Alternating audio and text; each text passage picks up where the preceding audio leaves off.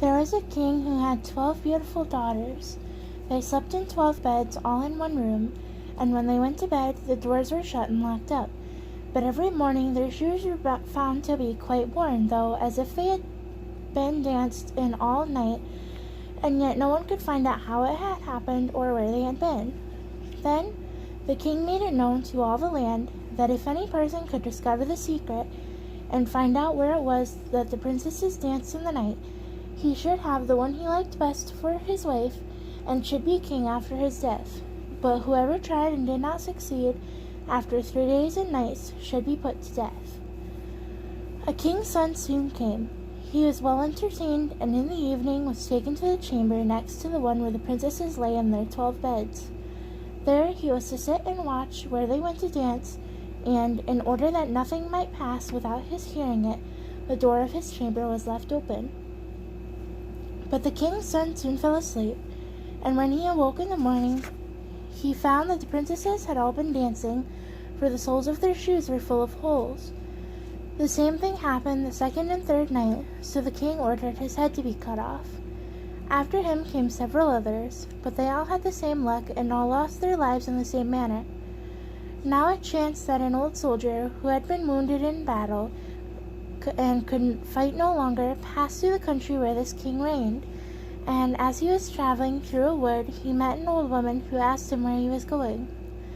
"I hardly know where I am going or what I had better to do," said the soldier, "but I think I should like very well to find out where it is that the princesses dance, and then in time I might be a king." "Well," said the old dame, "that is no very hard task, only take care not to drink any of the wine which one of the princesses will bring to you in the evening, and as soon as she leaves you, pretend to be fast asleep." Then she gave him a cloak and said, "As soon as you put that on, you will become invisible, and you will then be able to follow the princesses wherever they go." When the soldier heard all of this good counsel, he determined to try his luck. So he went to the king and said he was willing to undertake the task. He was as well received as the others had been, and the king ordered fine royal robes to give him, and when the evening came he was led to the outer chamber. Just as he was going to lie down, the eldest of the princesses brought him a cup of wine, but the soldier threw it all away secretly, taking care not to drink a drop. Then he laid himself down on his bed, and in a little while began to snore very loud, as if he were fast asleep. When the 12 princesses heard this, they laughed heartily, and the eldest said, "This fellow, too, might have done a wiser thing than lose his life in this way." Then they rose up and opened their drawers and boxes, and took out all their fine clothes, and dressed themselves at the glass, and skipped about as if they were eager to begin dancing. But the youngest said, "I don't know how it is. While you are all so happy, I feel very uneasy. I am sure some mischance will befall us." "You simpleton," said the eldest, "you are always afraid. Have you forgotten how many kings' sons have already watched us in vain? And as for the soldier, even if I had not given him his sleeping draught, he would have slept soundly enough." When they were all ready, they went and looked at the soldier, but he snored on and did not stir hand or foot, so they thought they were quite safe. And the eldest went up to her own bed and clapped her hands, and the bed sunk into the floor, and a trapdoor flew open. The soldier saw them going down through the trapdoor, one after another, the eldest leading the way, and thinking he had no time to lose, he jumped up, put on the cloak which the old woman had given him, and followed them. But in the middle of the stairs he trod on the gown of the youngest princess, and she cried out to her sisters, "All is not right. Someone took hold of my gown." "You silly creature," said the eldest, "'tis nothing but a nail in the wall." Then down they all went, and at the bottom they found themselves in a most delightful grove of trees, and the leaves were all of silver, and glittered and sparkled beautifully. The soldier wished to take away some token of the place, so he broke off a little branch, and there came a loud noise from the tree. Then the youngest daughter said again, "I am sure all is not right. Did not you hear that noise? That never happened before." But the eldest said, "It is only our princes who are shouting for joy at our approach." Then they came to another grove of trees where all the leaves were of gold, and afterwards to a third where the leaves were all glittering diamonds. and the soldier broke a branch from each, and each time there was a loud noise which made the youngest sister tremble with fear, but the eldest still said it was only the princes who were crying for joy. So they went on till they came to a great lake, and at the side of the lake there lay 12 little boats with 12 handsome princes in them, who seemed to be waiting there for the princesses. One of the princesses went into each boat, and the soldier stepped into the same boat with the youngest.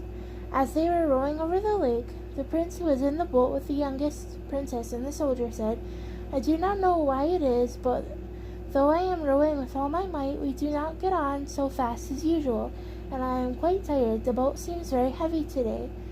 "It is only the heat of the weather," said the princess. "I feel it very warm too." On the other side of the lake stood a fine illuminated castle, from which came the merry music of horns and trumpets. There they all landed and went into the castle, and each prince danced with his princess, and the soldier, who was all the time invisible, danced with them too. And when any of the princesses had a cup of wine set by her, he drank it all up, so that when she put the cup to her mouth it was empty. At this too the youngest sister was terribly frightened, but the eldest always silenced her. They danced on till 3 o'clock in the morning, and then all their shoes were worn out, so that they were obliged to leave off. The princes rowed them back again over the lake, but this time the soldier placed himself in the boat with the eldest princess, and on the opposite shore they took leave of each other, the princesses promising to come again the next night.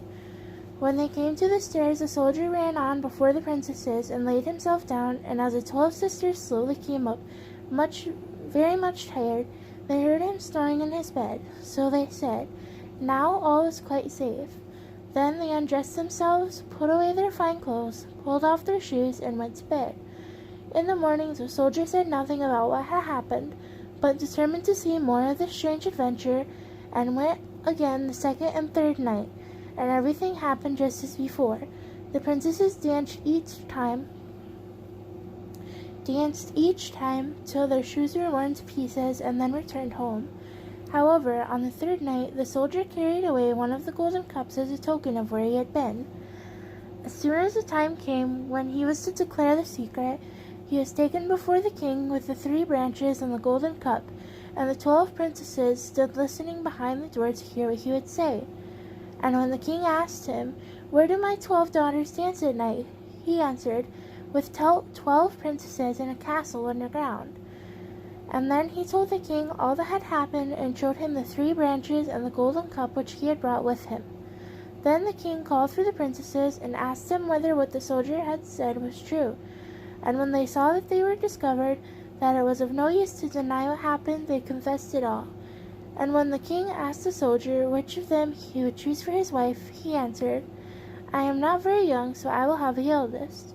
And they were married that very day, and the soldier was chosen to be the king's heir. The end.